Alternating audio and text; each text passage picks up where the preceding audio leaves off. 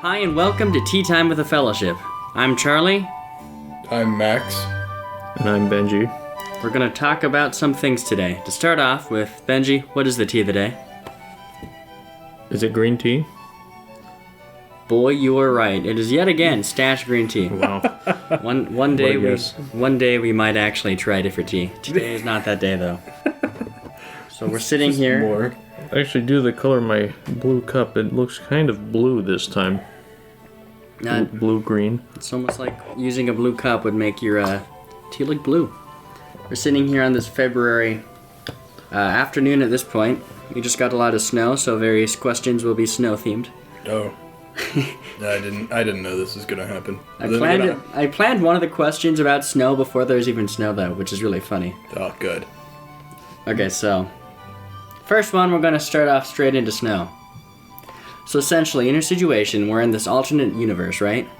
Where instead of fighting with guns, you fight in snowball fights. Okay. You do teams of 4 in these worlds where each nation chooses their 4 best heroes to fight each other in a battle royale style snowball tournament. Like Fortnite, but with snow and not at all like Fortnite. Besides the building aspect, which, snow. So, we 3 are fighting each other. You could choose your country if you want for who you're going as, but your fighters don't need to come from that country. They need to be people, historical, but existed at some point, or like YouTubers, anything. What 3 people do you choose on your team, and what is your strategy for winning the Snow Royale? Is it 3 or 4? Well, including you. Okay, it's a 4-person team. So is 3 other people and us? Yeah, all of us are the team captains for some reason. Is the arena like the entirety of Greenland? It's North Pole. Okay. Going to the North Pole. Go to the North It's Pole. the only true, non-claimed area where no country really is, so we could fight there without disrupting or Got it. anyone having the home advantage, Got it. Alright, so my first teammate is Smokey the Bear. Okay. My second teammate is Paul Bunyan. Paul Bunyan. And my third teammate is just a polar bear. Just a polar bear? Yeah, well, it's the polar bear in the Coca-Cola commercials. Gosh, I was just thinking that. Yeah, that drinks Coke out of a bottle. Yeah, so it's the Coca-Cola polar bear, Smokey the Bear, and Paul Bunyan. Wait, does the polar bear actually drink the Coke? Yeah, Yes. like in the commercials, they have the entire kit. There's the kid polar bear, then one of them flips off the cap, and then they drink it, like the side shot of one of the bears drinking a nice bottle of Coca-Cola. How do they hold... Whatever. With their polar bear hands. With their polar bear hands, Benji. Bears have opposable thumbs. I don't think they have opposable thumbs. They don't have opposable thumbs. How would Pooh open his honey pots then? I should have taken Pooh Bear. Well, I definitely see a value in taking people from snowy places, or at least very far north. Mm-hmm. So I'm gonna have to take Rasputin, of the early 1900s fame, the Russian man who was poisoned with cyanide and then shot and thrown in a river, but whose apparent cause of death was drowning. I bet he's pretty good. He's from Siberia. I'll take William Wallace. He's from Scotland. It's pretty north. Do they get snow? I don't know. I'm sure Scotland gets snow. At the very least... You good, Max? At the very least, Max will die of pneumonia before this fight even begins. So it's just me and you, Charlie. Sorry, we gave him coughing tea. It was a funny joke. I'm alive. It's pepper poured into water. It's pretty good. Third person... I'm gonna have to go with the only predator that can one-up the polar bear. The killer whale. So how are you getting taking this? Shamu with you? Yeah, how are you getting this killer whale on the ice? I mean, I'll just go on LinkedIn. yeah, LinkedIn, Look and at connect with this polar bear and be like, hey man, I'll be a killer whale internship, 8 to 10 weeks. not paid Battle of Royale. course, not paid of course, No, but at the end you get an interview for a position with the Battle Royale team. Oh, that's pretty solid. It's pretty solid. it's conducted by Rasputin So Rasputin, killer whale. and William Wallace, Wait, who? the guy who fought for Scottish independence. You know, the Scotland forever guy. Oh, okay. Let's see, I gotta think of this tactical strike team of professionals. First off, I'm taking Tony Hawk. I feel like I'm taking a younger version, though. I mean, he did just recently do his, like, some cool trick. I think it was a 720 or something, or 480. It was pretty sick. Recently at, like, 50 something, but I'm still taking the, like, 20-year-old Tony Hawk. I get the feeling he'd shred on a snowboard, right? Okay. So he's my tactical assault guy, you know? I give him a bag full of snowballs, maybe a snowball, bayonet. Then he just... Your advanced scouting cavalry Yeah, unit. he's essentially my cavalry unit. And I'll just ski around on a snowboard and just chuck snowballs while moving at high speeds. Then, oh, this is tough. Second one, I'm choosing Santa Claus. I mean, home turf, so he's a solid Ooh. choice. And he has an elf army too. Well, we That's it. can't bring the elf army. That's cheating. I'll bring Santa Claus though. But you have the production Yeah, of capability, the the snowballs. industrial power. And we're going to use his magic sleigh for tactical bombing as well as strategic. Oh man. Then it already seems like a winning team, but I guess I get another one. So I think we're taking Putin. He comes with a bear, so That's true. He's also... You have a very mobile team here. Everyone but you is mounted. well, I'll ride with Santa. I think y'all have forgotten that Smokey the Bear is just actually a fire elemental in the form of a bear, and will melt all the snow thrown at my team. I am worried now. We're getting like two titans. We're going to have the three titans together. The fire elemental, Smokey the Bear, versus the Winter King, Santa Claus, versus Mr. I got shot, but I was reported to have drowned to death, And Rasputin. am partially responsible for the communist revolution that overthrew the Tsar.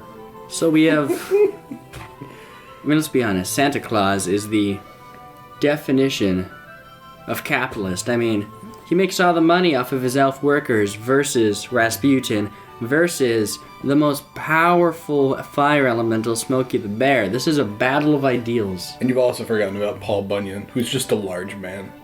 Doesn't he plant trees or something? He plants You think of bunions. Johnny Appleseed? I'm probably thinking of Johnny Appleseed. Everyone plants what their last name is, so Paul Bunyan plants bunions. Is that like something you get in your foot or something that's Yes. painful? Does he just do that to people while they sleep? Like, you have a He bunion. just points at you and you get bunions. I'm gonna have to hurt this man. He might take out Nah, my whole team's, like, riding vehicles. We don't need feet. Paul Bunyan comes with a large ox. Is that canon? Yes. Is that... That sounds canon. Yeah. I have read the entire His Paul name, Bunyan I think manga. I think her name's Blue, right? Or something like I that. don't know. Yeah, no, like in the stories, he has a large ox. I think you should name the ox Paul as well. Paul Paul Bunyan on Paul the Ox. It has a name. It's named, I think... His name is now Paul. Okay, sure. It's short for blue. It's the same length, but it's short for blue. Okay. Oh yeah, here's a good one. So, moving on. It's time to get to conspiracy theories. All right. So, basically, you are assigned by some nameless shadow government to develop a new conspiracy theory. So, wait, we're developing this conspiracy Yeah, theory? you want to make one. Okay. I mean, you could base it off of some real ones, you could choose to popularize smaller ones, or you could make a subsect of current conspiracy theories. What conspiracy theory do you want to develop? We are assuming that you can convince people to believe it. You don't need to make it super believable. Okay. Snow is just a sky giant's dandruff. I could buy that. If this was 1627. Okay, that if I could buy that was not part of the question. It was we can convince people of this. We just gotta can. make a conspiracy. The thing that worries about They'll just this the eat it most- up. I don't think they're gonna eat it. I think you're gonna make a whole entire group of like conspiracy theorists to believe this. We're just scared of snow. Because, like, they're probably germaphobes, too. Well, I don't think they'll eat the snow, but I mean eat it up as in buy it. Yeah. They're gonna, like, just hide, you know? Oh They man, this giant like, dandruff. I bet it's got a lot of protein. just fry it up with some eggs. Better just get on the ground and start munching. It's pretty solid. Here's another one. Meatballs are made out of the ankles of humans. Ooh. Like a specific brand of meatball at a store or something. Okay. That's a scary one, too, especially if you combine the two. I don't know why. It's like one conspiracy theory that revolves around meatball ankles, or ankle meatballs, as well as dandruff from the sky. Let me think. I'd want one that's, like, not very disruptive to society or has that big of a deal, but also weird enough that it came up in casual conversation. It could probably just make people feel uncomfortable around you, so...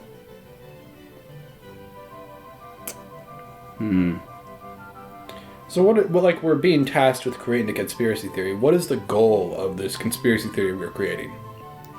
The shadow government did it tell you.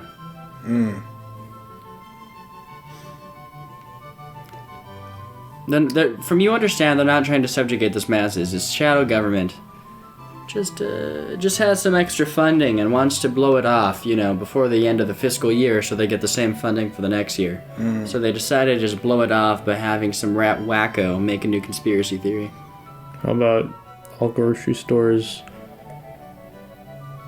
In the food, they place nanomachines that influence your thoughts, and that's the only reason we have society, because if we didn't have grocery stores influencing our thoughts, we would descend into anarchy. Every time a person dies while wearing green, they reincarnate into a leprechaun. That'd be a good one, too. So, I think I'd do. Cats are actually squirrels in mech suits, but flesh mech suits. Like, they can ditch the cat and just be a squirrel again. Yeah, and the reason why that cats are so interested in tiny species such as squirrels and killing them is because there's a squirrel war going on of the upper class squirrels who are in cat mech suits versus the lower class squirrels in just their squirrel form, and the squirrel cats are oppressing the other squirrels. So, not only have all the birds been killed by Ronald Reagan and are now replaced with spies, but the squirrels are in the cats. Yes. That's why they have 9 lives, because the moment your cat takes too much damage, a squirrel pops out, throws away the mech suit, and then gets a fresh new one to come They're back. issued 9 separate mechs. Yeah, before they just have to, like, kicked out of the squirrel army and just have to live their lives as normal squirrels. By banging nuts on the roof above my room. Well, he's the general. He's actually of formidable the foe. rebellion. He's sending out code to the other squirrels around him through net tapping. He goes, just hits the nut against the roof and then, you know, makes sound. I've deciphered one before. They actually made the snow outside. It's to oppress the cats and to slow down their mech suits. Wait, hold on. I'm pretty sure that the snow outside is giant dandruff. I heard it from good sources, you know, before it was declassified. Oh, yeah, sorry, my bad. Before it was declassified. Do you think the info writer will what we should talk about the info writer, should we? No. No? No. That'll be a story for another time, folks. So, we're on the story question. So, you know, everyone in elementary school has, like, that dumb collectible item, like Bakugan, Pokemon cards, Magic cards, or just something that, like, there's always that cool kid who's like, check this out, I have a Blue Eyes White Dragon. And it was like, whoa. Okay. What was your elementary school's collectible? And what's some dumb story you could think about it? Oh, like our elementary school's collectible, like what people in the elementary school collected? Yeah, yes. Yeah. There wasn't like a centralized one. Like, not everyone was kind of did their own thing. But for me at least. I collected Bakugan. I've got two. One of them, when I was in 3rd grade, this is something the 4th graders did, but I remember seeing it and having it explained to me because I knew people in the class above me. Basically, there was an economy revolving around eraser shavings. What? You know, when you use an eraser, there's you get the shavings. the little leftover stuff. So they would collect that, and then they'd form it into little balls, and they'd be like, who has the most? But then it started becoming not just leftover eraser shavings, but they would get an eraser fresh, just on blank paper, and erase it till it was all shavings. And then that became more valuable because it was more pure, right? And so then some of them had very pure sources of eraser shavings that they didn't want to contaminate with eraser shavings used on pencil markings and stuff like that. And then eventually the whole speculation economy just went bust and everyone lost interest in it after like 6 months, I think. But it was really funny because you would see people on the playground with a piece of paper and an eraser just going at it. Oh, I gotta get those shavings. And then people would... Would you trade people for it, or...? Yeah. It was kind of a black market currency, like, I hey guess. man, here's my lunch. I'll give you this many eraser shavings if you let me go first, or something like that. Sounds like... And then they try to trade the impure for the pure, but it wasn't a 1-to-1, right? Oh yeah, because the pure is worth more than the impure.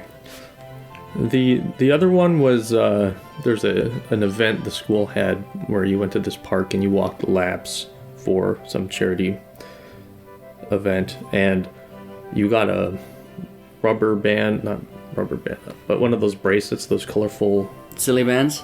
No, not silly bands.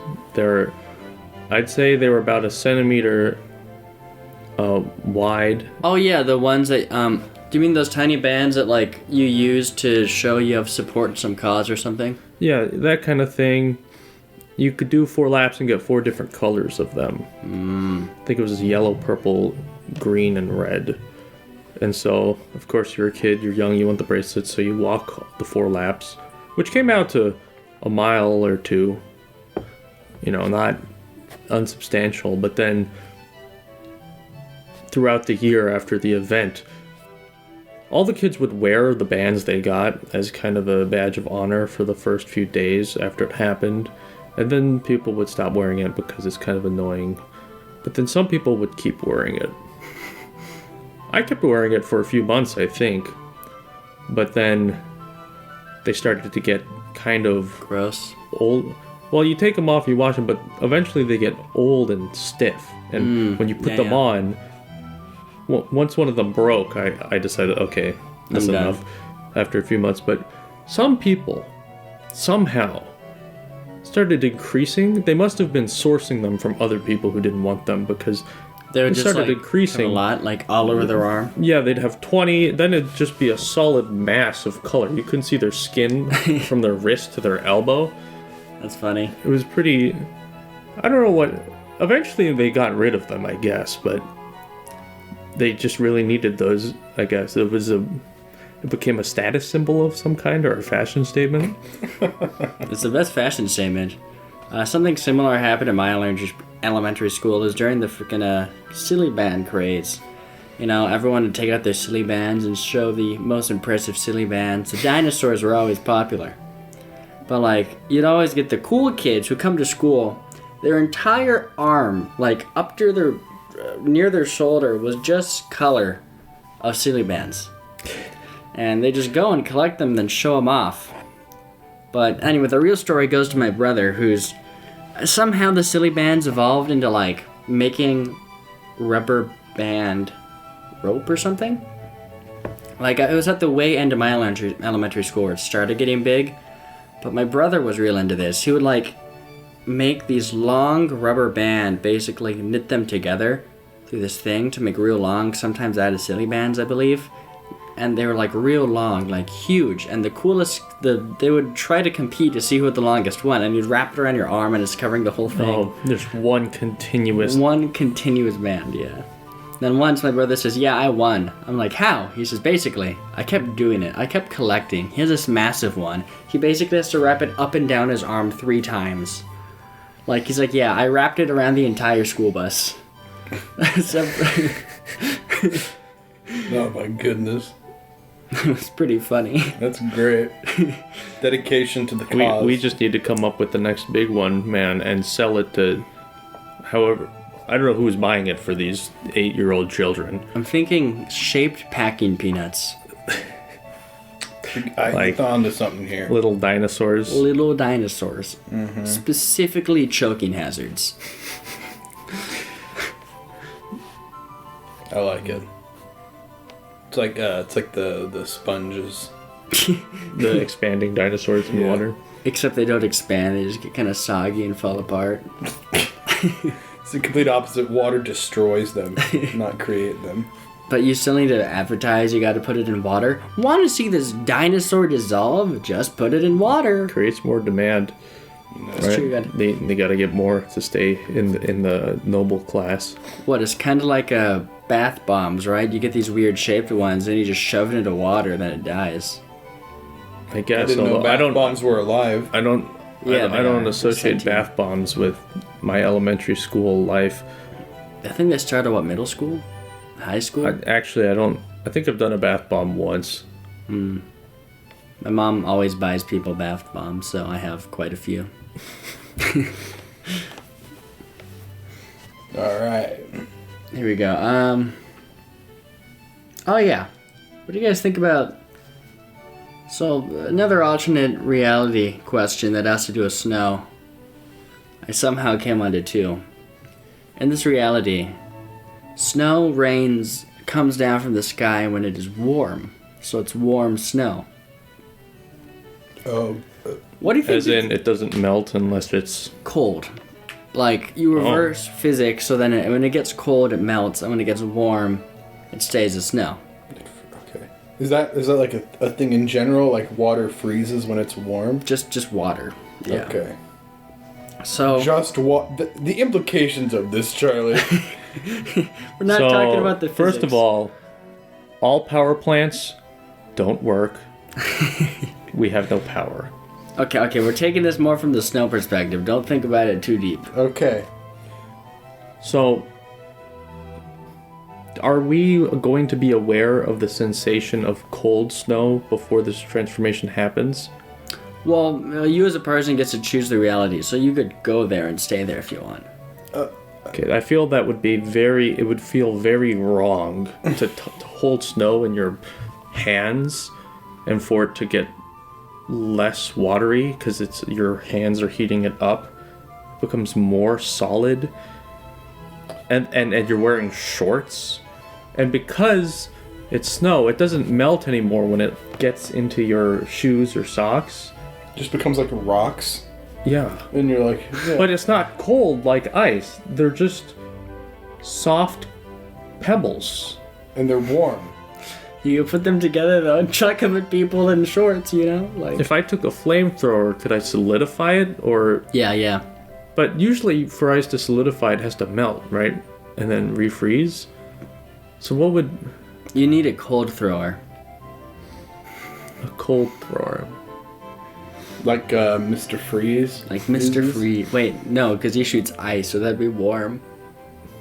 Okay. Yeah, I'm gonna just stick with what we got going on over here. I don't want to think about this one too hard. Warm snow is hurting my brain a little bit. What would it be like to eat? Because if you've ever eaten a little It would bit just of get snow, harder as you eat it, I guess. The implications of this are terrifying, Charlie. Even if you go outside of like water as a whole being affected that way, and the fact that our bodies we would die just immediately. Oh yeah, because your blood would solidify. Yeah. or is it as soon as it leaves the body? So your It's blood a fantasy freezes. world, man. Things This isn't a legitimate SCP called like red ice. That it's just water that's red and the physics are inverted. And it infects other water, so if it touches you, your blood solidifies. Like, this is actually just an SCP. Oh, this is good. Well, thank you all for watching. This has been Tea Time with a Fellowship. I hope you enjoy this Valentine's Day. If you're lonely, go eat chocolate all by yourself. If not, you can still do that. I'm gonna eat a carton of cottage cheese. And if you have questions, if you comment them on our YouTube comment section, we will at least acknowledge them. If you don't ask a question and just say something, we'll have to acknowledge it, but we can't really answer it. So And if you're listening, you could just email us at parsimoniousfellowship@gmail.com with your questions. Yep. Or go on to our Twitch or YouTube. Parsimonious Fellowship. It's the real hard part is learning how to spell parsimonious. our profile picture is a small gray sofa. As it should be, and as it is. Well, thanks y'all for watching. We'll see you next week.